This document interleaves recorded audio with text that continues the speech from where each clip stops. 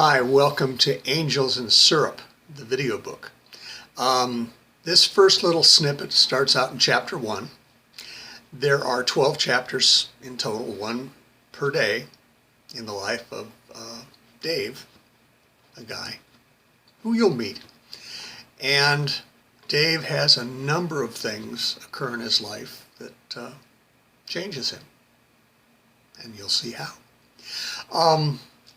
In the comments section underneath this video snippet is a link to the Amazon page for the Angels in Syrup book, which you can buy, if you choose to, in Kindle format or paperback.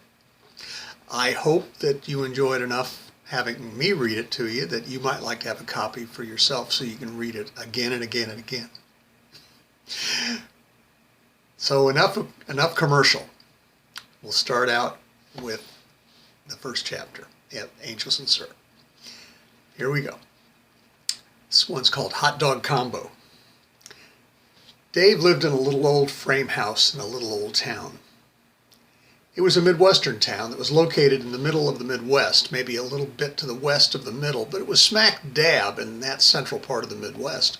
The men and women who had founded and built the little town had wanted it to be that way, not too far north or too far south, just enough west not to be in the east. They wanted their town to be just right, and it was. Dave lived alone in a little old frame house with his cat, Bast. Bast was an alabaster tabby marked with swirling bands of cream and brown.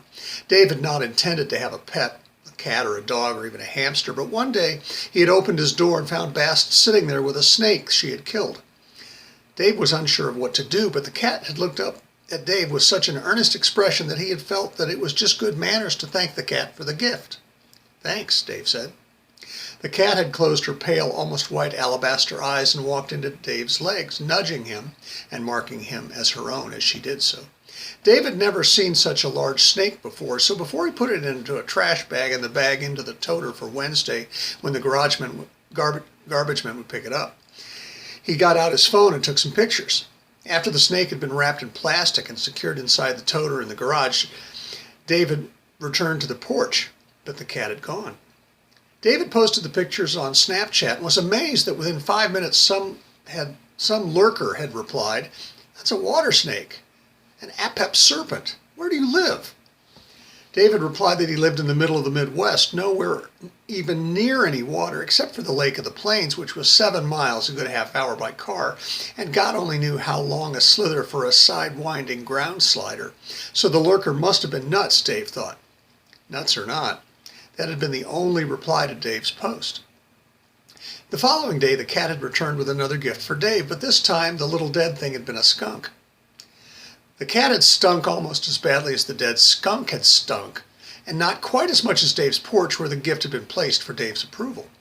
The cat had waited until Dave had placed her newest gift into a trash bag and the trash bag into the toter, but not inside the garage, and returned. The cat had waited until Dave found a quart of hydrogen peroxide, some baking soda, and some liquid detergent. The cat had seemed content enough to wait. "So you're my perfumed protector, eh, cat?" David asked the cat. The cat had yowled her assent. "Well, come on then," David told her as he walked toward the utility sink in the garage next to the washer and dryer. "You little bastard." The cat had stopped at that imprecation and had sat down and cocked her head, seemingly waiting for Dave to remember his manners. David looked behind him and saw that the cat was not following him and realized that she must have taken offense at his lighthearted, or at least he thought it had been harmless enough, naming of her. David thought for a couple of seconds and had then decided upon a compromise that perhaps the cat would appreciate. "Okay, come on then, Bast." Bast had blinked her eyes, almost nodded her head, and hopped to follow her new human. So the two of them moved in together.